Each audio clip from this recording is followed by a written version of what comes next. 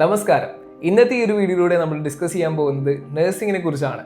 Nursing പഠിക്കുന്നതിന് വേണ്ടി ആദ്യമായിട്ട് വിദ്യാർത്ഥികൾ അറിഞ്ഞിരിക്കേണ്ട ക്രൈറ്റീരിയകൾ എന്തെല്ലാമാണ്, നിങ്ങൾ കേരളത്തിൽ പഠിക്കാൻ ഉദ്ദേശിക്കുകയാണെന്നുണ്ടെങ്കിൽ എന്തെല്ലാം ക്രൈറ്റീരിയകളാണുള്ളത്, അതുപോലെ തന്നെ കർണാടക പോലുള്ള മറ്റ് സംസ്ഥാനങ്ങളിലാണ് പഠിക്കാൻ ഉദ്ദേശിക്കുന്നതെന്നുണ്ടെങ്കിൽ എന്തെല്ലാം ക്രൈറ്റീരിയകളാണ് നിങ്ങൾ ചെയ്തിരിക്കേണ്ടത്, അറിഞ്ഞിരിക്കേണ്ടത്, അതുപോലെ തന്നെ നഴ്സിംഗ് എന്ന് പറയുന്നത് BSc നഴ്സിംഗ് മാത്രമേ ഉള്ളൂ, മറ്റേതെങ്കിലും തരത്തിലുള്ള നഴ്സിംഗ് ഉണ്ടോ, എത്രത്തോളം സാലറി നമുക്ക് എക്സ്പെക്ട് ചെയ്യാനായിട്ട് സാധിക്കും BSc നഴ്സിംഗിന്, അതുപോലെ തന്നെ എത്രത്തോളം ജോലി സാധ്യതയുണ്ട് എന്ന് തുടങ്ങി നിരവധി ചോദ്യങ്ങൾക്ക് നമുക്ക് ഇന്നത്തെ ഈ ഒരു ദിവസത്തിൽ നമ്മൾ ഉത്തരം നൽകുന്നുണ്ട്. അപ്പോൾ ലോക്കെ, ഞാൻ ആദ്യം തന്നെ ചോദിച്ചോട്ടെ, BSc നഴ്സിംഗ് എന്ന് പറയുന്ന ഒരു കോഴ്സ് എടുക്കാൻ വേണ്ടിയിട്ട് ആദ്യം ഒരു വിദ്യാർത്ഥി അറിഞ്ഞിരിക്കേണ്ട ക്രൈറ്റീരിയ എന്താണ്? തീർച്ചയായും ഒരു സ്റ്റുഡന്റ് +2 സയൻസ് പഠിച്ചിട്ടുള്ള സ്റ്റുഡന്റ് ആയിരിക്കണം. ഓക്കെ, ഫിസിക്സ്, കെമിസ്ട്രി, ബയോളജി ഈ സബ്ജക്റ്റിലെല്ലാം ഒരു 50% എബോവ് മാർക്ക് ഉണ്ടാവണം. ഓക്കെ, അങ്ങനെയാണെന്നുണ്ടെങ്കിൽ അവർ കേരളത്തിലാണ് അഡ്മിഷൻ എടുക്കാൻ ഉദ്ദേശിക്കുന്നത് BSc നഴ്സിംഗ്. അപ്പോൾ എന്തെല്ലാം കാര്യങ്ങളാണ് ചെയ്തിരിക്കേണ്ടത്? LBS എന്ന് പറയുന്ന പോർട്ടലിൽ രജിസ്റ്റർ ചെയ്യണം എന്നുള്ളത് മാത്രമാണ്. LBS ഒരു ഏകജാലകമാണ്. അത് നമ്മളിപ്പം 10ാം ക്ലാസ് കഴിഞ്ഞിട്ട് +1 വന്ന പോലെ അല്ലേ,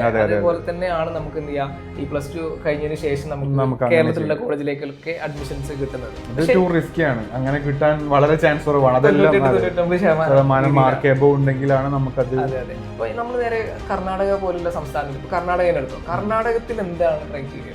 കർണാടകയിൽ നമ്മൾ CET എന്ന് പറയുന്ന എക്സാം രജിസ്റ്റർ ചെയ്യുക, എക്സാം അറ്റൻഡ് ചെയ്യുക എന്നുള്ളതാണ്. ഇതിനകത്ത് ഞാൻ ചോദിച്ചോട്ടെ, അവർക്ക് ഡൗട്ട് വരാനുള്ള സാധ്യതയാണ്, ഇപ്പം എക്സാം എഴുതിയതിനു ശേഷം ഇത് പാസ്സായാൽ മാത്രമേ നമുക്ക് അഡ്മിഷൻ കിട്ടൂ? ഇല്ല, ഒരിക്കലും അങ്ങനെയല്ല. നമ്മൾ എക്സാം അറ്റൻഡ് ചെയ്യുക എന്നുള്ളതാണ്, ഒരിക്കലും പാസ്സാവണം എന്നൊരു കാര്യം നിർബന്ധമില്ല. എനിക്ക് തോന്നുന്നു ഒരുപാട് കോളേജുകളുണ്ട് കർണാടകത്തിൽ പറയുകയാണെങ്കിൽ. മൈസൂരിലും ബാംഗ്ലൂരിലും ഒക്കെ നിരവധി കോളേജുകളാണുള്ളത് നഴ്സിംഗിനെ സംബന്ധിച്ചിടത്തോളം.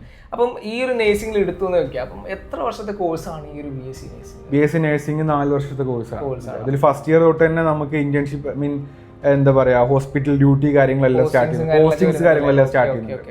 അപ്പൊ അങ്ങനെയാണെന്നുണ്ടെങ്കിൽ തുടക്കം തന്നെ ഒരു നെയ്സായിട്ടാണ് നമ്മൾ ആ ഒരു സ്റ്റുഡന്റ് ആയിട്ട് കയറുന്നത്. അപ്പൊ നെയ്സായിട്ട് കയറുന്ന സമയത്ത് തന്നെ നമുക്ക് ഒരുപാട് പേഷ്യന്റുമായിട്ട് ഇന്ററാക്ട് ചെയ്യാൻ കഴിയും. ചോദിച്ചോട്ടെ, ആദ്യം ഒരു നേഴ്സിന് വേണ്ട ഒരു കാര്യം എന്താണ്? നേഴ്സ് ആവണമെന്നില്ല, ആദ്യം വേണ്ടത് നേഴ്സിംഗ് കെയർ ആണ്. അതെ, നേഴ്സിംഗ് കെയർ എന്ന് പറഞ്ഞിട്ടുള്ള ഒരു സംഭവമാണ്. ഒരിക്കലും ഒരു തിയറി എന്നുള്ളതിന് പുറമെ ഒരു നേഴ്സ് ആ ഒരു പേഷ്യന്റിന്റെ മനസ്സറിഞ്ഞ് ആ ഒരു പേഷ്യന്റിന്റെ കൂടെ നിൽക്കുക എന്നുള്ളത് തന്നെയാണ് കാര്യം. തീർച്ചയായിട്ടും അവർക്കൊരു സങ്കടം വരും, ഒരു വിഷമം വരുമ്പോൾ ആ ഒരു പരിചരണം, അതെ അതെ, അതാണ് വേണ്ടത്. അപ്പം നഴ്സിംഗ് പഠിച്ചിറങ്ങിയിട്ട് ഒരു വിദ്യാർത്ഥിക്ക് അല്ലെങ്കിൽ ഒരു നേഴ്സിന് എത്രത്തോളം സാലറി എക്സ്പെക്ട് ചെയ്യും? ഇപ്പോൾ കേരളത്തിന്റെ നാട്ടിനായി ഇന്ത്യയെ സംബന്ധിച്ചിടത്തോളം ഒരു 30 എബോവ് സാലറി പ്രതീക്ഷിക്കാം. പക്ഷേ പുറത്തു പോയി കഴിഞ്ഞാൽ അത് ഒരുപാട് ഹൈ ആണ്. ഒരു 3 lakh തൊട്ട് സ്റ്റാർട്ട് ചെയ്യുന്നുണ്ട്.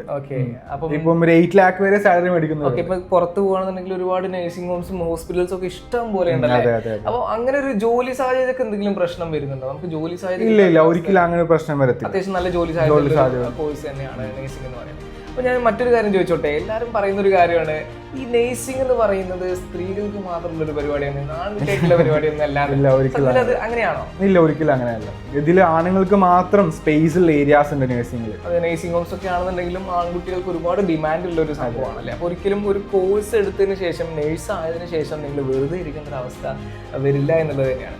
ഞാൻ മറ്റൊരു കാര്യം ചോദിച്ചോട്ടെ, നഴ്സിംഗ് എന്ന് പറയുമ്പോൾ BSc നഴ്സിംഗ് മാത്രമേ ഉള്ളൂ? ഇല്ല, ഒരിക്കലും അല്ല.